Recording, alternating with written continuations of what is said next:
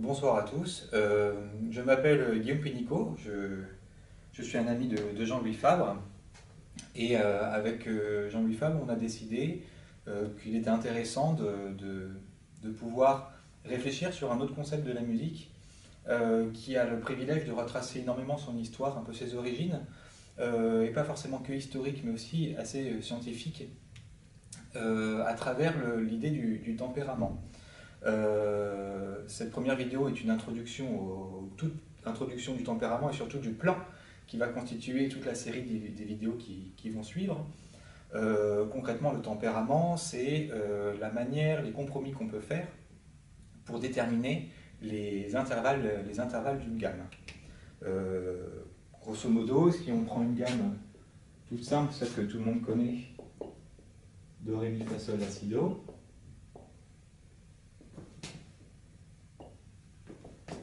Évidemment, cette gamme-là qui est constituée de cette note, l'idée du tempérament, c'est de s'intéresser à quelle valeur on va accorder entre le do et le ré, qu'on pourrait du coup appeler, bon, l'intervalle ici s'appelle la seconde, mais ce qui est intéressant nous, c'est qu'on va appeler ça le ton. Quel intervalle on va mettre entre le do et le mi, qui est donc la tierce. Quel intervalle on va mettre entre le do et le fa, qui est donc la quarte. Je poursuis. Bon, après, j'imagine que vous connaissez déjà comment l'appellation de tous les intervalles. Ici, on va avoir la quinte entre le do et le sol. Ici, on va avoir la sixte, la septième, ici, la septième ici, et pour terminer, on va mettre ici au-dessus l'octave. Alors il y a quand même un intervalle ici que je ne cite pas, mais qui est quand même un intervalle dans l'histoire de la musique, c'est la distance du do à do qu'on appelle l'unisson. Donc voilà, le tempérament, c'est ce qu'on appelle, c'est voilà, tous les compromis qu'on va faire, c'est la décision qu'on va prendre de dire entre le do et le ré, je mets tel intervalle, pour la tierce, je mets tel intervalle, etc. Ça peut paraître un peu bizarre, mais le tempérament n'a pas toujours été le même dans l'histoire de la musique, loin de là. Et le tempérament qu'on connaît aujourd'hui est un certain tempérament qu'on n'a pas toujours utilisé.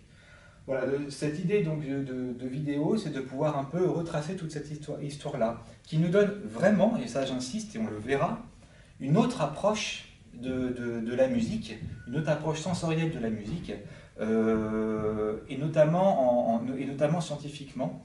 C'est-à-dire qu'elle va nous donner aussi des éléments d'explication sur pourquoi la musique nous semble universelle et pourquoi, en traversant les frontières, on a l'impression qu'on peut écouter la marche tuque à peu près partout. Ou on peut écouter la lettre à Élise, jouée par un Chinois d'une culture tout à fait différente. Et pourtant, il va la jouer peut-être mieux qu'un musicien occidental. Et il y a certaines approches scientifiques qui vont pouvoir un peu nous l'expliquer. Je m'intéresserai, je viens de le dire, à la musique occidentale, mais seulement. Je veux dire, les musiques orientales, chinoises, et évidemment hindoues également, sont des musiques extrêmement riches, mais moi, celle-là, je la connais quand même beaucoup moins. J'ai tenté de faire dans toute cette série de vidéos, de rendre intelligibles et compréhensibles tous les concepts qu'on va évoquer. Moi, ça fait quand même très longtemps que je m'intéresse au concept du tempérament. Je n'ai jamais trouvé un seul ouvrage qui soit clair du premier coup, que je comprenne du premier coup, et qui n'élabore pas des concepts en imaginant que les bases étaient déjà connues au préalable. Et du coup, cette série de vidéos, c'est vraiment faire un concentré vulgarisé, mais pour autant vrai, vulgarisé, mais pourtant pour autant précis, du concept, de ces concepts scientifiques et un peu et assez historiques. Comme je le disais, aujourd'hui, on utilise un tempérament qui n'est pas le même, qui n'a pas toujours été le même. Ce tempérament, il porte un nom, il s'appelle le tempérament égal. Le tempérament égal. Évidemment, on va l'évoquer ça, mais on va l'évoquer, ça fera des tempéraments, ça va partie des tempéraments qu'on va étudier. Mais tempérament égal, il est intéressant, pourquoi? Parce que déjà, on remarque que dans cette histoire de tempérament,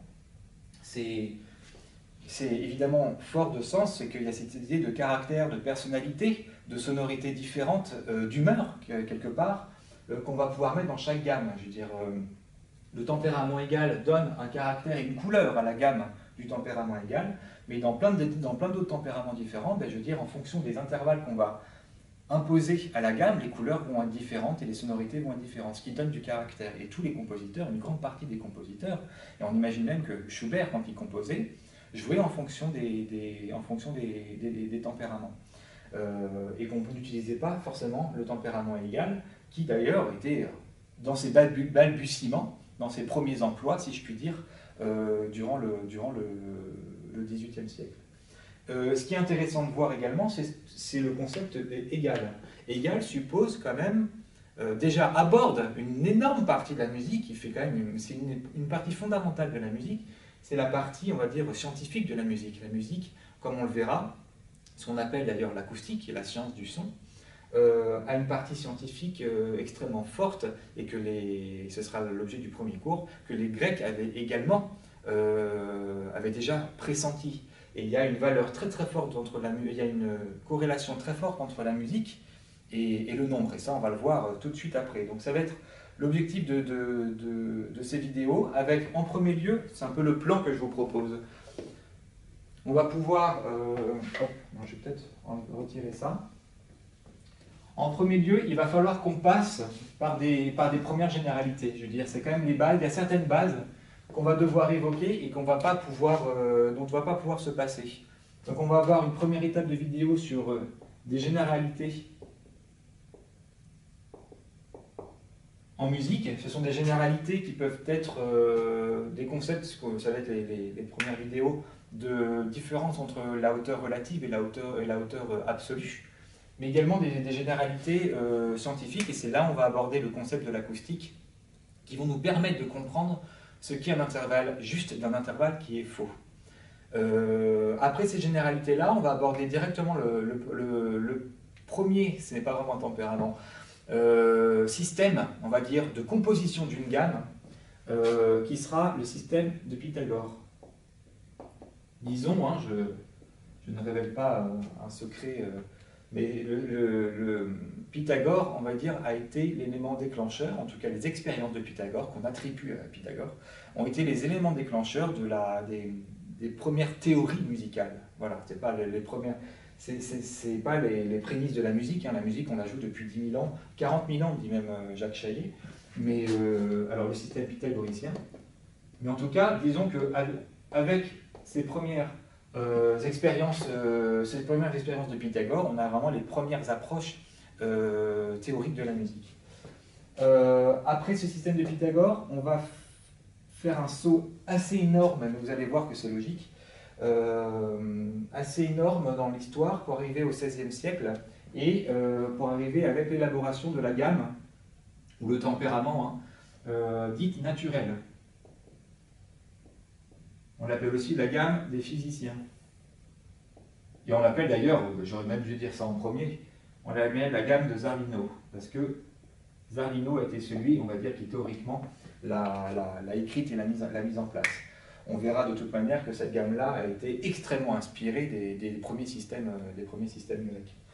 Et enfin, on arrivera à notre tempérament, qui est donc le tempérament égal, et on verra en quoi il est égal, et en quoi il a été le fruit de l'évolution de la musique. L'intérêt de travailler sur le tempérament, c'est ok, parce que moi c'est très intéressant, mais il faut dire que ça recouvre énormément, et c'est comme la musique a une histoire évolutive très forte, le tempérament égal et la continuité du tempérament de la gamme naturelle, qui est donc la continuité du système pythagoricien. Donc quelque part, en prenant comme base le tempérament, on suit cette histoire de la musique et on arrive à faire des liens vraiment très intéressants, et peut-être à quelque part mieux comprendre aussi la composition des œuvres. Je ne marque pas, mais entre les deux, on va quand même aussi pas mal évoquer d'autres tempéraments où je ne marque pas. Mais d'autres tempéraments anecdotiques, on va dire, qui ont quand même eu son importance dans l'histoire de la musique, et je pense notamment à Bach, dont on imagine potentiellement à tort qu'il a, on va dire, été le premier à utiliser le tempérament égal. Quand on parle en 1722 des publications du clavier bien tempéré, Le côté tempéré, ça vient de là, hein. Ça vient pas d'autre chose. C'est parce qu'il utilisait un clavier qui était bien tempéré. On imagine à tort que c'est tempérament égal, parce qu'il utilise tous les tons, etc. Mais on parle d'un clavier qui est bien tempéré. Il est tempéré selon un tempérament, mais pas forcément égal.